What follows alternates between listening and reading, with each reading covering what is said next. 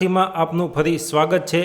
તો આજે આપણે એક ગુજરાતી વ્યાકરણનો એક મહત્ત્વનો ટૉપિક લઈને આવી રહ્યા છીએ। તે ટૉપિક છે વાક્યના પ્રકાર। એટલે કે આપણે મુખ્યત્વે તમે જે આવનારી એક્ઝામ છે તલાટી અને ક્લાર્ક, તેમાં ગુજરાતી વ્યાકરણનો સિલેબસમાં આપણને 20 માર્કનું આપ્યું છે। તો તે 20 માર્કમાં ગુજરાતી વ્યાકરણના 15થી 17 પ્રશ્ન ઓછામાં ઓછા હશે, અને કોઈપણ ગુજરાતી વ્યાકરણનો જે માર્ક હોય તેમાં 1 માર્કનો પ્રશ્ન તો આપણને પૂછાય છે વાક્યના પ્રકારને રિલેટેડ। તો આજે આપણે જોવાના છીએ ગુજરાતી વ્યાકરણમાં વ્યાકરણના પ્રકાર, એટલે સોરી દોસ્તો, વ્યાકરણના નહીં પણ વાક્યના પ્રકાર। તો આપણને પ્રશ્ન પૂછાતો હોય છે, કેવી રીતના પ્રશ્ન પૂછાય કે એક આપણને વાક્ય આપ્યું હોય, અને વાક્ય આપ્યું હોય અને પૂછ્યું હોય કે આ વાક્ય કયું છે। તો તે રીતના આપણને જે ગુજરાતની જે ગવર્મેન્ટ એક્ઝામ લેવાય છે તેમાં એ રીતના પ્રશ્ન પૂછાય છે। તો આજે આપણે જોવાના છીએ વાક્યના પ્રકાર। તો તેમાં જોઈએ કે વાક્યના મુખ્યત્વે કેટલા પ્રકાર છે, તો કે મુખ્ય પ્રકાર છે 3 પ્રકાર। અને કયા છે, તો કે એ છે સાદું વાક્ય, સંયુક્ત વાક્ય, અને બીજું છે સંકુલ વાક્ય અથવા મિશ્ર વાક્ય। આ આપણને આ 3ને રિલેટેડ વધારે પ્રશ્ન પૂછાતા હોય છે, કારણ કે આ બધા મિક્સ થઈ જતા હોય છે, તેના માટે આ પ્રશ્ન મોસ્ટ ઓફ પૂછાય છે। તો સૌ પ્રથમ આપણે જોઈએ સાદું વાક્ય।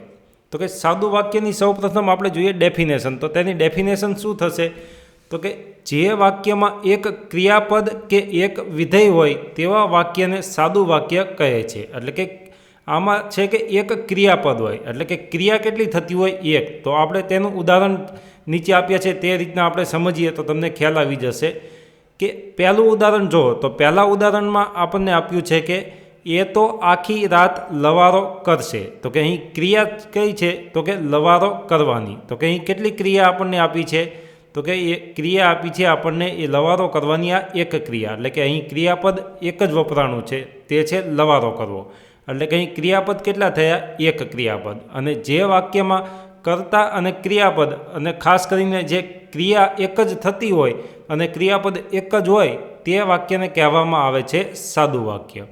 હવે તેવી જ રીતે બીજું વાક્ય આપણને આપ્યું છે વિધેય વાક્ય। એટલે કે અહીં આપણને વ્યાખ્યામાં શું કીધું છે કે જે વાક્યમાં એક ક્રિયાપદ હોય અને એક વિધેય હોય તેવા વાક્યને કહેવાય છે સાદું વાક્ય। તો કે અહીં આપણે પહેલું વાક્ય જોયું ક્રિયાપદવાળું, કે લવારો કરે છે તે ક્રિયા છે, અને બીજું વાક્ય છે કે વિધેય વાક્ય, એટલે કે એક સ્થિતિ દર્શાવે અથવા કોઈ પણ એક કહેવાય ને કે આપણને માહિતી આપતું હોય। તો અહીં શું છે કે ભારત મહાન દેશ છે। તો કે આ કેવું વાક્ય થયું, સાદું વાક્ય। તો કે અહીં આમાં ક્રિયા પણ ન થતી હોય અને એક સ્થિતિ દર્શાવી અથવા એક માહિતી આપણને આપી છે કે ભારત મહાન દેશ છે। તો કે અહીં એક ક્રિયાપદ પણ ન હોય, તેને કહેવામાં આવે છે વિધેય વાક્ય। તો કે આપણે 2 ઉદાહરણ દ્વારા સમજ્યા કે પહેલા ઉદાહરણમાં જોયું કે જ્યાં એક ક્રિયાપદ હોય તેને કહેવાય છે સાદું વાક્ય, અને બીજું છે વિધેય વાક્ય। હવે બીજા આપણે વધારે તેમાં ઉદાહરણ જોઈએ। તો બીજું ઉદાહરણ છે કે મને મુશ્કેલી પડવાની નથી। તો કે અહીં ક્રિયા શું છે, તો કે ક્રિયા થઈ છે મુશ્કેલી પડવાની। તો કે અહીં ક્રિયાપદ આપણને એક જ આપ્યું છે, એટલે આ વાક્ય કેવું વાક્ય થશે, તો કે આ વાક્ય થશે સાદું વાક્ય। અને પછી જોઈએ કે હરિયો ભણવામાં ઠોઠ હતો। તો કે આ એક થયું વિધેય વાક્ય। અને પછી 5મું ઉદાહરણ આપણે જોઈએ કે ગિલો છકડો ચલાવે છે। તો કે ક્રિયા કઈ થાય છે, તો કે ચલાવવાની। તો આપણે અંગ્રેજીમાં પણ તમે જોતા હશો કે અંગ્રેજીમાં પણ કરતા ક્રિયાપદ એટલે કે વર્બ આવે। તો કે તે વર્બ આવતું હોય છે, તે જ રીતના અહીં છે આ ક્રિયાપદ।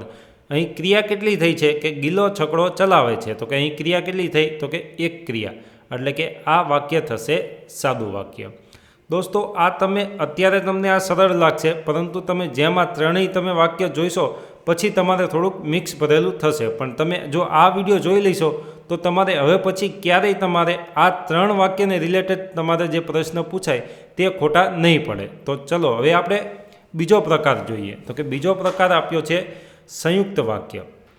તો તમને અહીં નામ ઉપરથી પણ તમને ખબર પડી જાય કે સંયુક્ત વાક્ય શેને કહેવાય। તો કે જે 2 વાક્ય હોય અને તે 2 વાક્યને જોડવામાં આવે તેને કહેવામાં આવે છે સંયુક્ત વાક્ય। આ આપણે એક સાદી ડેફિનેશન થઈ। તો આપણને નામ ઉપરથી ખબર પડે કે સંયુક્ત વાક્ય કીધું એટલે કે 2 વાક્યની વાત હશે, એટલે કે એક કરતાં વધારે વાક્યની વાત હોય તો જ કહેવાય સંયુક્ત વાક્ય। અને સંયુક્ત એટલે તેનો તમે મતલબ એ પણ કાઢી શકો કે સંયુક્ત શેને કરવામાં આવે, તો કે જે અલગ અલગ હોય તેને ભેગા કરવામાં આવે તેને કહેવાય સંયુક્ત। તો આ થઈ આપણી સાદી દેશી વાક્ય થયું આની ડેફિનેશન. હવે આપણે ગુજરાતી વ્યાકરણ પ્રમાણે તેની ડેફિનેશન જોઈએ. તો કે જ્યારે બે કે બેથી વધુ સ્વતંત્ર અર્થ ધરાવતા વાક્યો જોડાઈને એક વાક્ય બને ત્યારે તેને સંયુક્ત વાક્ય કહે છે. તો આમાં શું આપ્યું છે કે જ્યારે બે કે બેથી વધુ સ્વતંત્ર અર્થ, એટલે કે તમે જે વાક્ય લખો, અહીં તમે લખો કે જો ગિલો છકડો ચલાવે છે. પહેલું વાક્ય જોયું આપણે કે ગિલો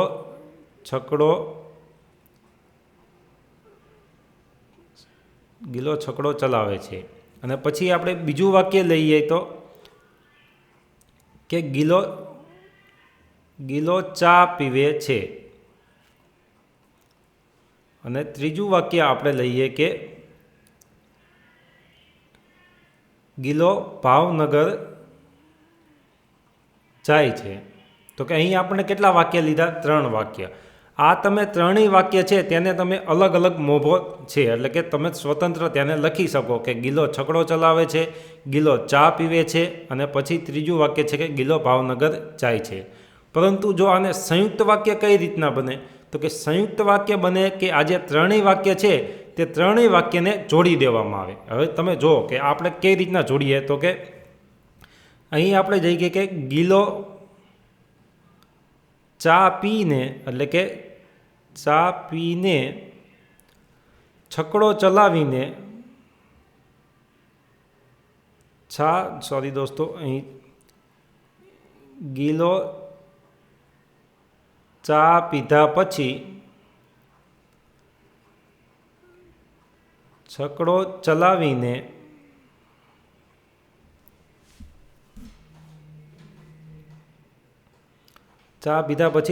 ચલાવીને ભાવનગર જશે. એટલે આ આપણે થઈ ગયું એક વાક્ય. આ કયું થયું? એક વાક્ય. જે આ ત્રણેય વાક્ય છે તેને આપણે બનાવ્યું એક વાક્ય. તો કે આ થયું સંયુક્ત વાક્ય કે ગિલો ચા પીવે છે તે પહેલું વાક્ય છે, પછી ગિલો છકડો ચલાવે છે અને ગિલો ભાવનગર જાય છે. હવે તેને આપણે આ ત્રણેય વાક્યને જોડીને બનાવ્યું એક વાક્ય. તો કે આ વાક્ય કયું થયું? તો કે આ વાક્યને કહેવામાં આવે છે સંયુક્ત વાક્ય. પણ સંયુક્ત વાક્ય આપણે બને કઈ રીતના? તો કે અહીં આપણે સંયોજકો જોડેલા હોય. તો અહીં આપણે જોયું કે ચા પીધા પછી ગયો, તો કે ચા પીવે છે પછી આપણે આ પછી થયું એક સંયોજક, એટલે કે આ આપણે પછી સંયોજકથી આપણે ત્રણેય વાક્યને જોડ્યા છે. તો કે જે સ્વતંત્ર અર્થ ધરાવતા હોય તેવા વાક્યને સંયોજક વડે જોડીને વાક્ય બનાવવામાં આવે તેને કહેવાય સંયુક્ત વાક્ય. હવે આપણે બીજું ઉદાહરણ જોઈએ. તો સૌપ્રથમ આપણે જોઈ શકો છો કે સંયોજક ક્યાં આવે, એટલે કે કેવા કેવા સંયોજક જોડાય. તો કે કારણ કે, અથવા, કેમ કે, નહીંતર, તેમ છતાં, તેથી, છતાં પણ, તો પણ, માટે, એટલે, છતાં, કાં તો, પણ, વા, યા અને ને. એટલે આવા અલગ અલગ સંયોજક વડે જે વાક્ય હોય તેને જોડવામાં આવે તેને. તો હવે ઉદાહરણ જોઈએ. તો કે આપણે સૌ પ્રથમ જોઈએ સાદું વાક્ય અહીં આપ્યું છે કે કંસાર દાળ ભાત તૈયાર છે. એટલે કે કંસાર દાળ અને ભાત તૈયાર છે. અને પછી બીજું વાક્ય આપ્યું છે કે રસોઈ ઠરી જાય છે. એટલે કે આ 2 વાક્ય થયા. જો અલગ અલગ હોય તો આ વાક્ય કહેવાય, આને કહેવાય સાદું વાક્ય, અને આ વાક્ય પણ છે સાદું વાક્ય. પરંતુ હવે આપણે બનાવવાનું છે સંયુક્ત વાક્ય. તો જો આપણે સંયુક્ત વાક્ય બનાવવું હોય તો તેને આપણે સંયોજકથી જોડવું પડે. તો હવે તેને આપણે સંયુક્ત વાક્ય બનાવીએ કે કંસાર દાળ ભાત તૈયાર છે અને રસોઈ ઠરી જાય છે. તો કે આને આપણે સંયુક્ત વાક્ય બનાવવા માટે અને સંયોજકથી જોડ્યા છે. પરંતુ જો તમે અને સંયોજકને કાઢી નાખો અને બેને અલગ અલગ વાક્ય બનાવો કે કંસાર દાળ ભાત તૈયાર છે, તો કે આ એક વાક્ય બન્યું અને આ સ્વતંત્ર અર્થ પણ ધરાવે છે અને તેનો મતલબ તમે સમજી શકો કે કંસાર દાળ અને ભાત તૈયાર છે. અને બીજું એક અલગ વાક્ય બને છે કે રસોઈ ઠરી જાય છે. એટલે કે આ તમે બંને વાક્યને જો તમારે અલગ કરવા હોય તો તમે અલગ કરી શકો અને તેનો મતલબ પણ નીકળે.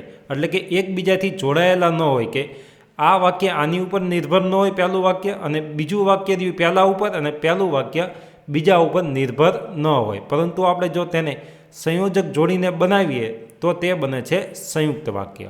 હવે પછી આપણે બીજું જોઈએ કે એટલે તમે કહેવા માગો છો આ એક વાક્ય છે અને બીજું છે તમે એમને ઓળખતા પણ નથી. હવે આને સંયુક્ત વાક્ય બનાવ્યું છે કે એટલે તમે કહેવા માગો છો અને આ કે થશે સંયોજક. આ શું છે તો કે સંયોજક વડે જોડવામાં આવ્યું કે એટલે તમે કહેવા માગો છો કે તમે એમને ઓળખતા પણ નથી. એટલે કે આ જે બે વાક્ય છે તે બંને વાક્યને કયા સંયોજક વડે જોડ્યા તો કે વડે, અને આને તમે અલગ અલગ પણ મોભો દર્શાવે છે. એટલે કે આ થયું સંયુક્ત વાક્ય. હવે પછી આપણે બીજું વાક્યનો પ્રકાર જોવાના છીએ, એ છે સંકુલ વાક્ય. તો સંકુલ વાક્યમાં આનાથી તદ્દન ડિફરન્ટ હશે, પરંતુ તે પહેલાં આપણે સંયુક્ત વાક્યના બીજા ઉદાહરણ જોઈ લઈએ. તો અહીં એક વાક્ય આપ્યું છે તમારા પિતાની તબિયત ખરાબ છે અને તમે જલ્દી આવી જાઓ. આ થયા બે સાદા વાક્ય. હવે તેનું સંયુક્ત વાક્ય બનાવ્યું છે કે તમારા પિતાની તબિયત ખરાબ છે માટે તમે જલ્દી આવી જાઓ. તો કે આ થયું સંયુક્ત વાક્ય અને માટે સંયોજક વડે જોડવામાં આવ્યું.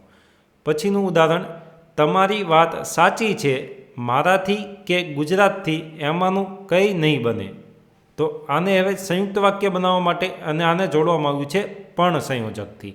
તો શું થશે કે તમારી વાત સાચી છે પણ મારાથી કે ગુજરાતથી એમાંનું કંઈ નહીં બને. એટલે કે આ પણ સંયોજક વડે આ બંને વાક્યને જોડવામાં આવ્યા અને પછી તે બની ગયું સંયુક્ત વાક્ય. એટલે કે સંયુક્ત એટલે ભેગા કર્યા. પછી છે તમે વાસુદેવની પૂજા કરો છો અને વસુદેવને પૂજતા નથી. આ બંને વાક્ય થશે સાદા વાક્ય.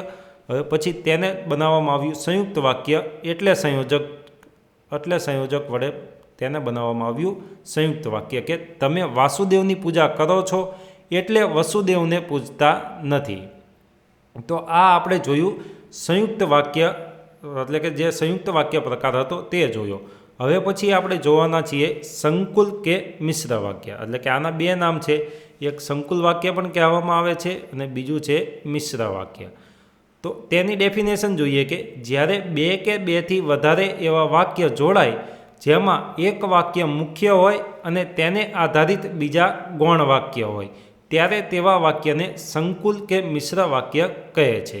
તો કે આમાં શું આપ્યું છે કે બે કે બેથી વધારે વાક્ય હોય, એટલે કે બે અથવા બેથી વધારે વાક્ય હોય, પરંતુ તે બે અથવા ત્રણ જે વાક્ય હોય તેમાં એક વાક્ય મુખ્ય હોય અને બીજા બે જે વાક્ય હોય તે જે મુખ્ય વાક્ય હોય તે મુખ્ય વાક્યને આધારિત હોય. એટલે કે જે ગૌણ વાક્ય હોય તેને તમારે સ્વતંત્ર લખવા હોય તો તેને સ્વતંત્ર લખી ન શકો, કારણ કે તે શેને આધારિત હોય તો કે તે આધારિત હોય છે મુખ્ય વાક્યને. એટલે તે અલગ અલગ મોભો અથવા સ્વતંત્ર હોતા નથી.